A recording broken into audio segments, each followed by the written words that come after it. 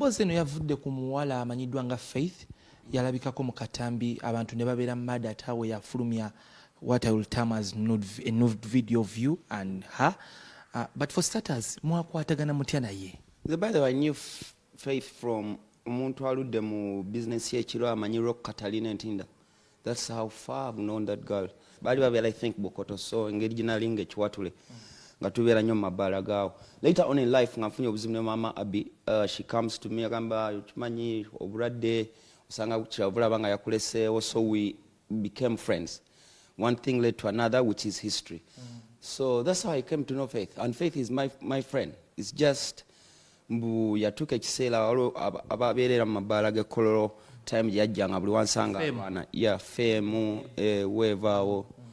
But she had her issues. Ye yali alowooza ndi kyaliwe musuuliridde. Kuki omusuulirira as in what?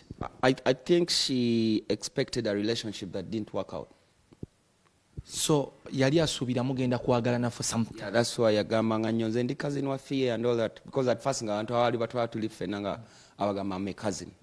Bampa in fact ainanga saying tereka bawa muganda wange mzamufaako ekiro, get it. So ekyo nakyo ne kigwa. Then when I saw, I think singa acid yasooka bipostinga nze mbadde maze week namba nga noonya Faith ninga simufuna, so how better way would I do? Kwanga mbiwulira nga simanyi exactly wali. So nenteka ku social media era namufunye. The relationship didn't work out. Twali on and off. Yeah, but it wasn't mbwate with date. That is MC Cuts for you. Eranga anyonyola engeri gye ya meetinga mu Faith. Bali bantu ba mabala. Okay. So kati wayeyitiranga wagambye owulidde nti yali ayina engeri gye yokulubesa. Anti awo Fille. obudda nkugambira. No. Nga yefuula mbu akuuma. Wano we yabeereranga ne Cuts.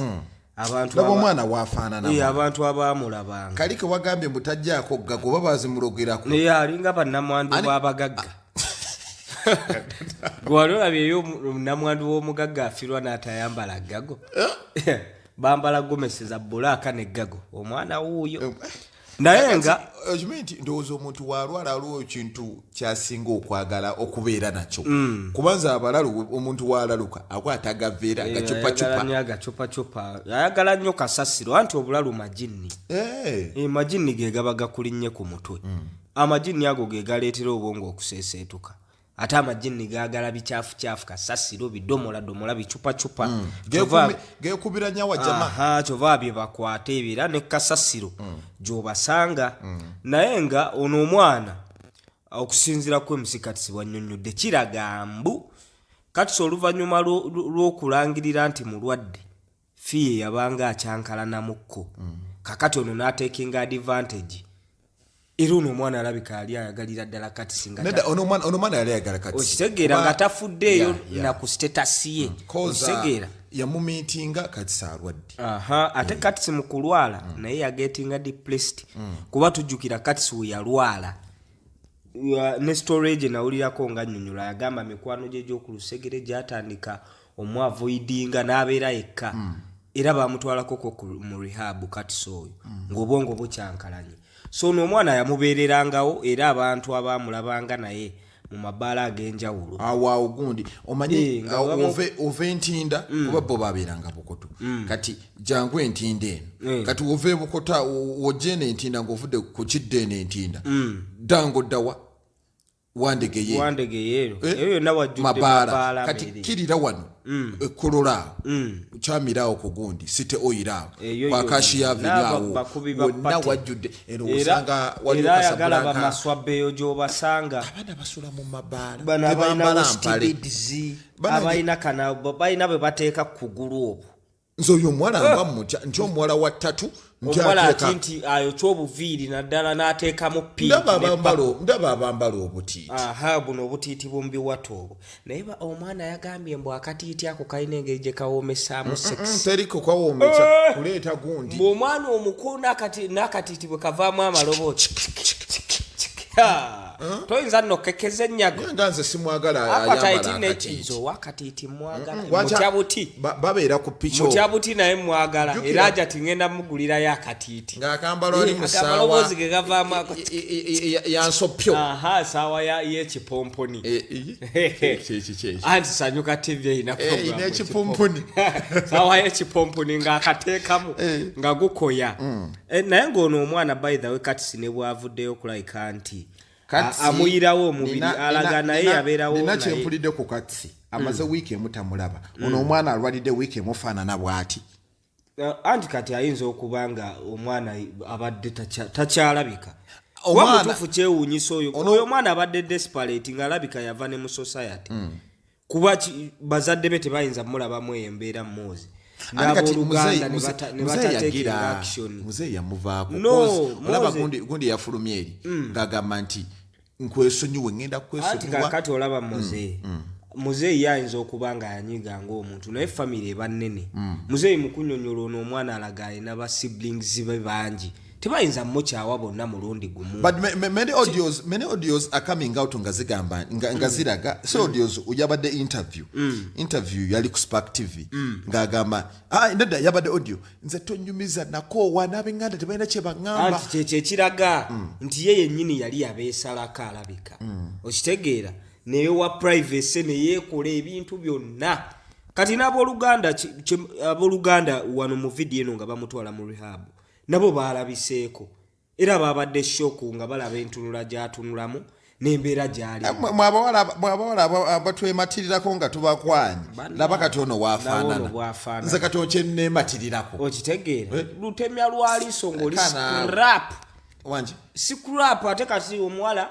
bano abeematira ate ogenda okwesanga ng'abalala abagabula ate abawanjere ne bagiriirawo ganja kino nkikubuulira omukazi akulumya aba alina gwawaako aba alina gwafukamirira nti bebi gweno oli eno osola obusimbi babulya nze nno omuwala atanjagala emmulabirawo nze nkulaba kano mukama yampa eriiso nze n'endowooza nga tonjagale enneekomo yo kaje yeekomomo ale nze saagala ku nneekomo mmeza ekintu kye saagala mu bulamu kunteeka ku bulutiike omuwala gwokimanyi nti omuwala ng'anaakwagala kasita oyogera naye oba via telecommunication oba ku whatsapp takulwisaawo nnyo nno kukandaaliriza kale asobola okugiramu akatonotono naye tasobola kukuba bulutiiki naye omuwala ataakwagala omuntu yenna afuna obuvumu obubikula mu message lwaki oba tonziramu okitegeera ogenda olaba sseba ali ku status ataddeyo gwe n'oli eno n'otandika nze okinkola gumu n'entegeera nga nno saagala kuŋŋa famire ya Faith ne musumba naawe vaayo ono omwana wo atulayo abantu bangi bwezezza emyaka 6-7 musumba yakyogeza busungu ngabo omanya abazadde abo balina abaana baabwe nga babaagala nnyo ng'era babasuubiramu bingi sometimes ne bagetinga disappointed nabo olw'ebikolwa abaana bye beekola abaana nno nga beekola ebi obamanyi okitegeera eri abasajja nga yazaala omwana we tugeza alina abalenzi be nga 3 naye ng'alina omwoyo gwalabamu ensonga naye nakino kigende mu abantu abagaggagagga muwanya abaana emirembe ne mubaleka ne bakola kino agende fenno nga baatukwatanga abantu abanaku zino oziraba ziguluminga muzeeyi yakuba oluyumu kunkooneeyo kola essagaliko okimanyi nti takwata munnakatiba oba eyo gy'oli nange ntuuka dise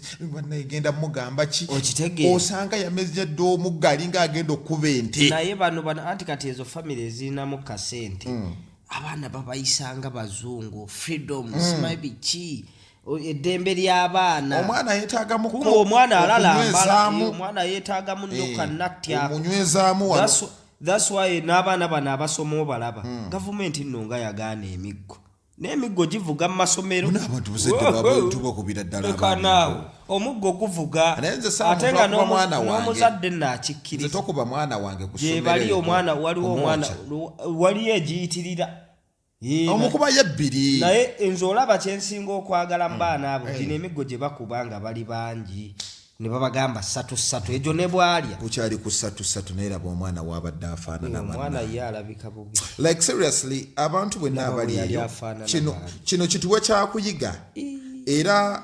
tetusagambiza oba bakiyita kujaguza tetujaguza naye kino kiwa abawala ekyokuyiga abawala by the way bwe mutayigire wano namwe embuguzi bagwa obusukutu bw'ettama nina kyali wange alina abasajja nga 6 bwagira ono wateekawo transport ono wateekako kyokka nekisinga okunakuwaza bonna abagabula naye ono yalwadde kwogera enjogera gyayogera boogera anti bubasu eryo naatayogera ye naabanga mawube nga mwogera aseka agira bwati amoola zeena eddalu anti lirimu ebika kana akalwadde kasuula eddalu ate eddalu lirimu ebika kati wono ke bayita akalogojjo alimu akalogojjo kakati eri abalwala emirembe ng'ayogera gwatunuulira bwati ayogera yabwamwenye asekabita lifuulu okitegeera so kibe kyakuyiga eri bana abaana abawala katsi oba wavuddeyo okuyamba Faith beera naye ate mujje mu mawulire amujje mu mawulire katsi eno interview yo ndowooza yebesemba tugende by the way kuba kati bwakoma ono interview enda tugenda babu naye aba ayitiriza wano kibadde kirungi okukola clarification kuba ebigambo bibadde bingi byogerwa kati so omwana yamukola atya omwana yakola by the way bannamawulire balina ekintu kye bakolanga kusoggola ate kufuna information kati waliwo ebibadde biwanuuzibwa oba ebyogerwa nga si bituufu ne kati savuddeyo n'akola clarity n'ekibadde kigamba nti kati siyasiiga ono omwana simanyi obulwadde kati yali yalangirira nadda era nga n'omuwala amanyi omuntu gwadiiringa naye ng'amwagala ng'era ali willing okukola ki okubeera naye okitegeera yakuumira mama habi era ng'abaana bagamba mama habi olw'okuba avuddewo oyagala kwekajjabulira mugundi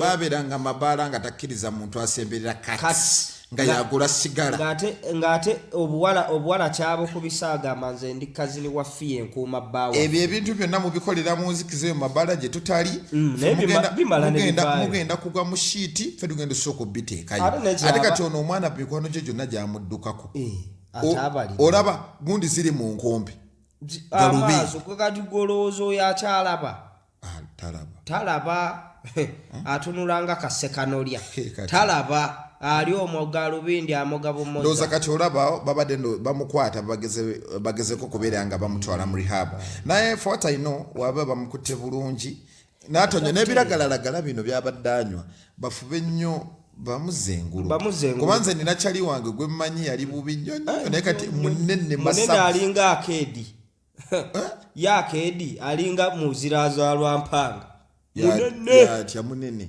gana amasiro gekasubi ye muzibwa zalampanga bwagagava obugaliko obumanyi wadde nti sibimanyi so bw'omuntu bamukwata obulungi kuba ekisooka ganja tukiddemu wano emusikati namwe abakwata ono omwana video ne muzireeta nze saabaddeyo eno nga bagikwate mukome mukwata ng'ayogera ebintu ebitajja mumujje mu mawulire awo yeerogoza kitwale mbw atufaananira bubi mukitwale mbw atufaananira bubi temumukomyawo mukitwale nti atiisa abalala abalwadde ate abamirempe mukitwale mbw yatutama okitegeera abeere eyo tuddemu mulaba kikome kasita yatwalidda mu rehab ne kati savuddeyo mu baaki nga twalabye ne famire ye naye ng'esitandinga naye kuba nze nalabyeko ku sisita we ne baganda babalala nga bavuddeyo okulayika nti banange ne Brenda Miles alive naye kati oyo simanyi anaagenda muyamba ayogera byayagala avuma awemula buli kimu ayogera kino ate TikTok eno TikTok nokino ekivubuka kino kyani simanyi pressure naye yali kulinga agireza emimwa bwalebeze emimwa kasaba abenga simulwadde bane walabye ka video ko MK project nga masturbatinga yavudde ku piki nga yambadde ekisaati kyemuke n'agenda n'agira chuku yabikoleddewa kukubo ninga batambula n'ebiwala ebitiri kakati labayo yagiza kucu nedda kyabadde ekisajja kiri awo nga kivuzi kya boda nga kyambadde ekisaati kyakyo kya MK project kyaka malaya yabadde ekyanyumidde eyabakutte aka video ndowooza maama yadde n'omwana n'agamba ibambi n'omusolo ogugaaniddeyo olw'embeera atufuze bubi maama omusajja ali ku masturbating Okitegeera. omusajja ali mu kunyeenya fanda obwavu buno kati alabika yasoose wali bumbambi mu kimumbali aguleyo ekyana nekimugamba oba tolina 15 bannanga omusajja alinamu 12 omusajja abadde n'ogusolo ogunene ekyoyo nga tegujja abadde ne salambwa na mu ngalo zino zino ezange zino banne nga gulinga kati bwekutuuka mbuno obwange obugalogalo namulabye ng'amala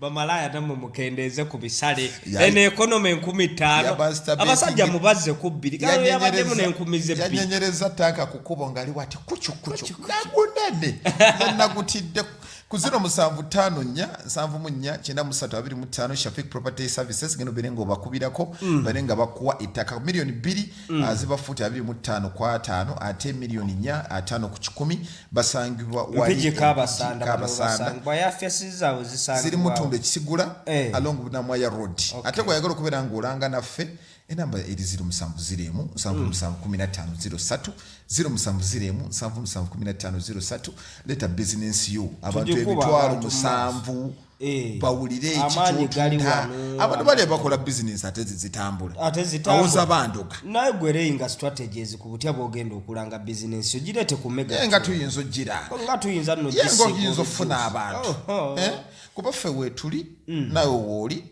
musibe bulungi amule mangi gajja wano gagwa getuleeta